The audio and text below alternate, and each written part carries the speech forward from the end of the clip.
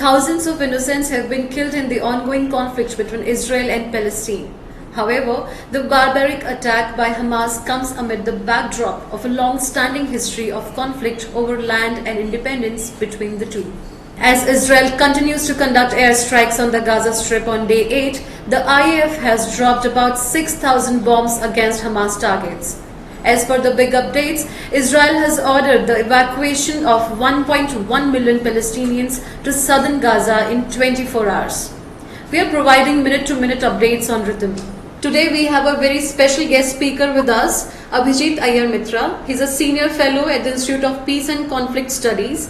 He has been actively posting his strong opinions on social media all this while. Welcome to the show, Abhijeet. Thank you so much. It's a pleasure being here. Okay.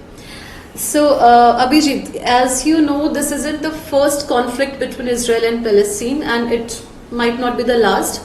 The terrorist attacks in Israel committed by Hamas against innocent civilians over the last week are the most sweeping, murderous assault on Jews that have taken place since the Holocaust in Europe, says the Congressman Jamie Ruskin while he was addressing a group of Indian Americans at an event. So my first question to you in this context: what does the future hold for Israel, a nation surrounded by Muslim countries on all sides? Israel's future is bright because remember, their problem was with the Palestinians. With all the other countries around them, they've been at peace now for quite some time, right? Jordan has made peace with them. Saudi Arabia, it doesn't look like it in public, but Saudi Arabia and Israel have very good relations in private. The UAE has openly come out in their support. Jordan, again, they have very good relations with Jordan, but public may, Jordan has to condemn it. Public may, Egypt has to condemn it, otherwise their relations are very good. The only relations that are bad are Lebanon and Syria. Lebanon's economy is in shambles. Syria, you've seen after 12, 13, 14 years of civil war, is in complete shambles itself. So Israel is going to continue very, very strong. The issue is, what do you do with the Palestinian problem now? And I suspect the life for the Palestinians is going to get a whole load worse, right? That's not a solution.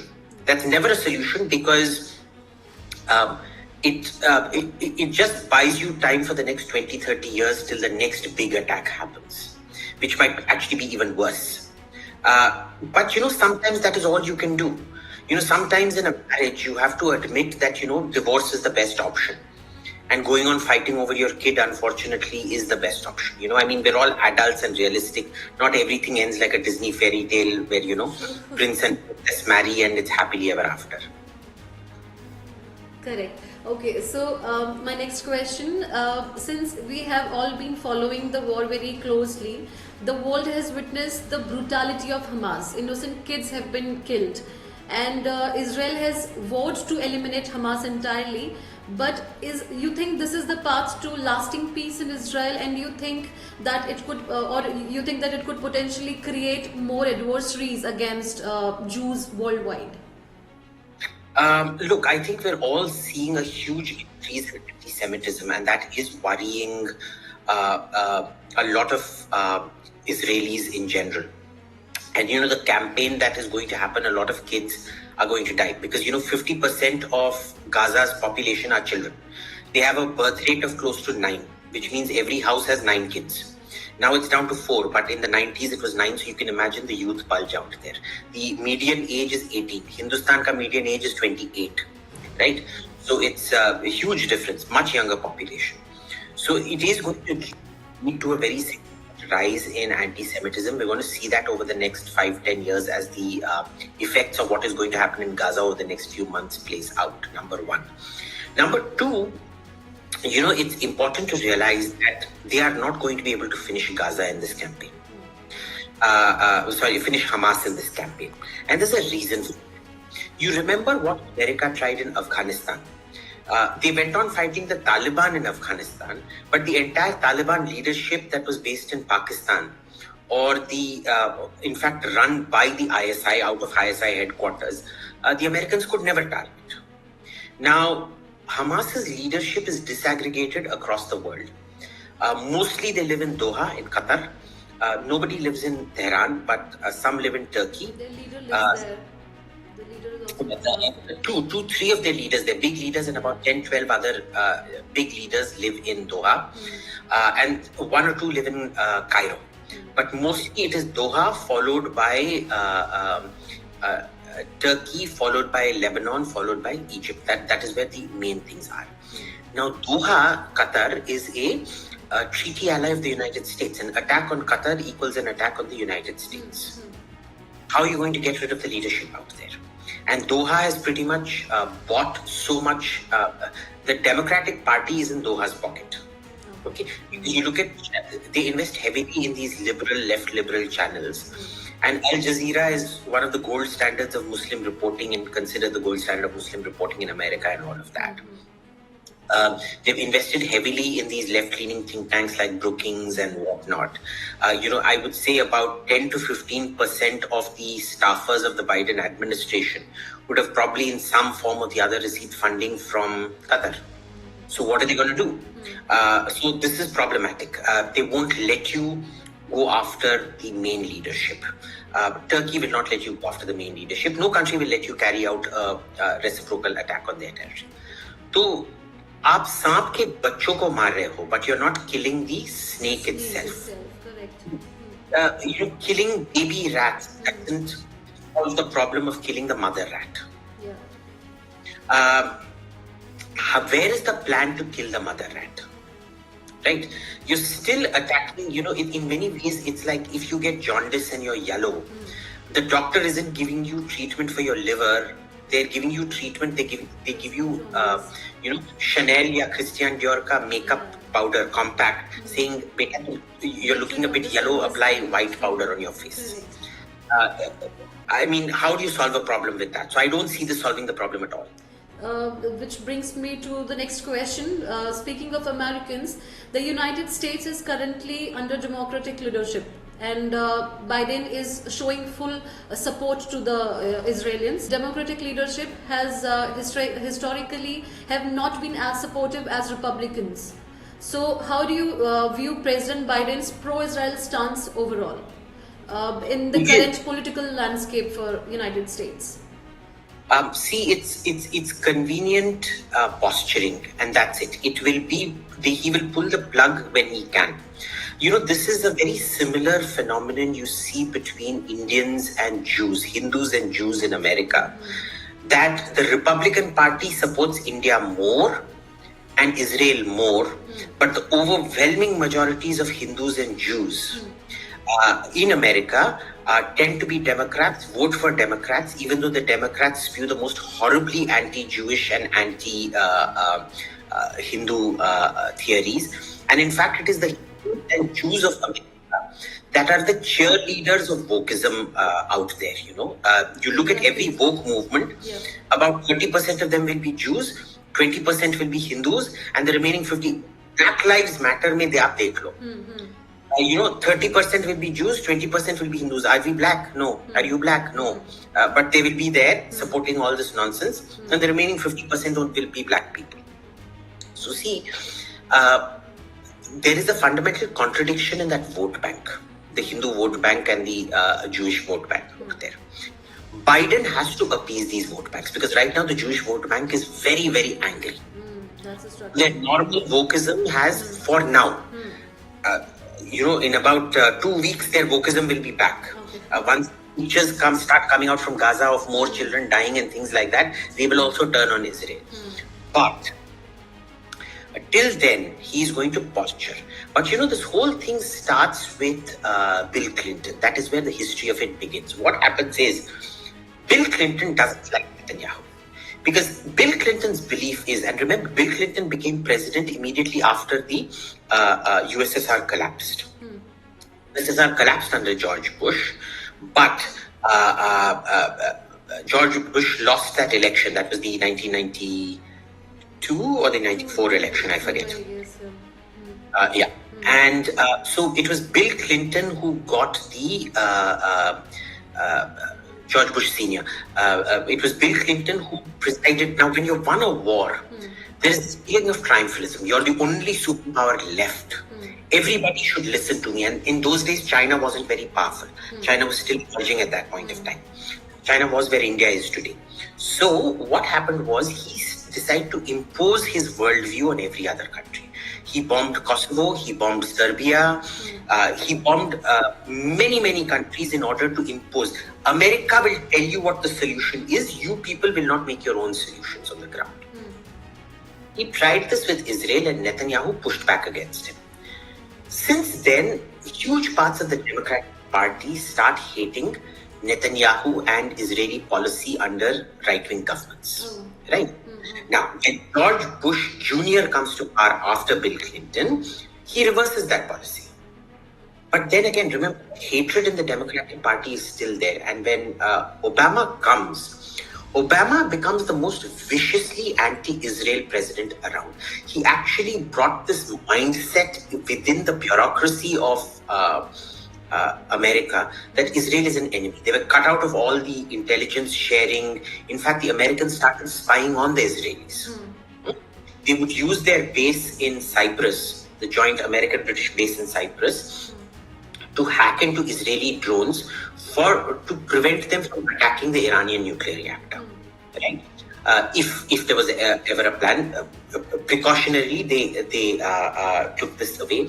They actually planted bugs in Netanyahu's own office. Okay, I don't think many Indians know about this, but they did. They hired a guy, a naval marine, who was clearly an intelligence agent, to live in a high-rise directly facing Netanyahu's office, and they had a very sophisticated laser device based on voice modulation.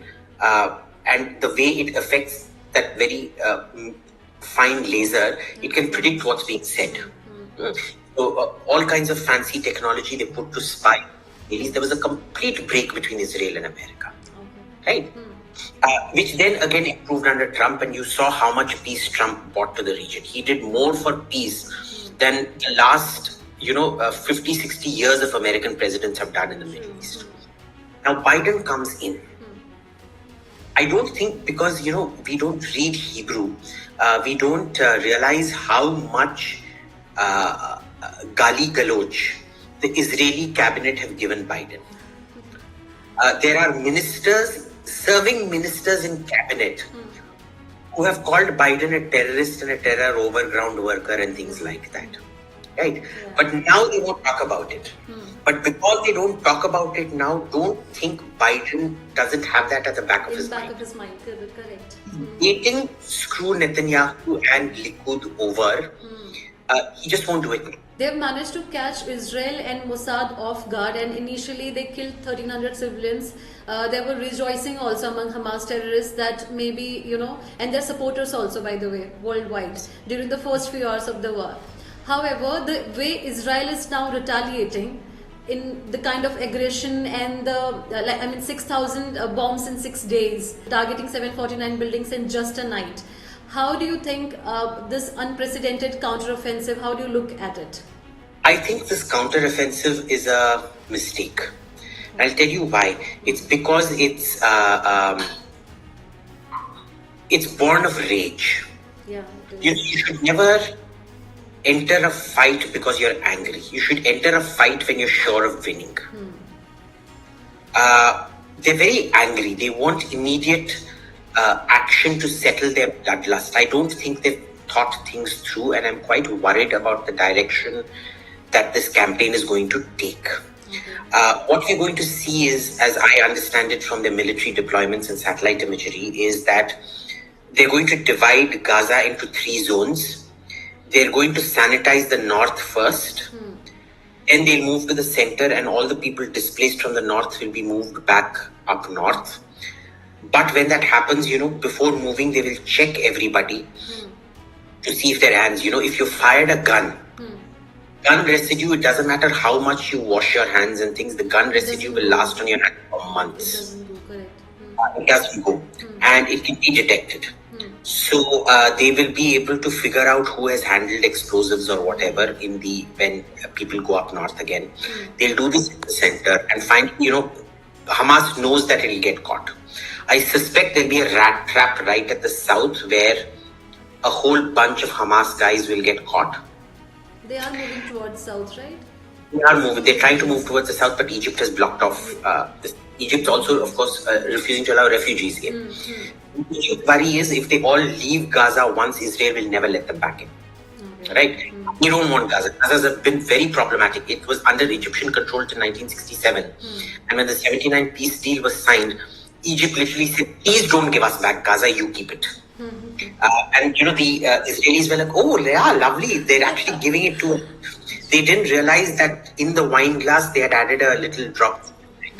You see? So yeah. So it was always problematic for them. I guess that is what is going to happen. And obviously the Hamas leadership abroad, they might try assassination and things like that. It may take a while.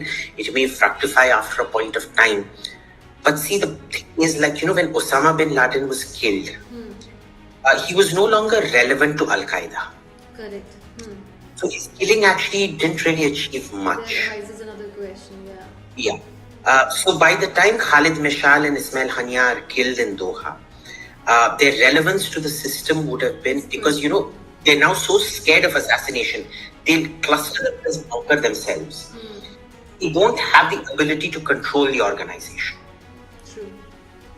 In which case, a younger generation of leadership that is much more radicalized, much more bloodthirsty, and probably much smarter will be emerging, which Israel will not focus on.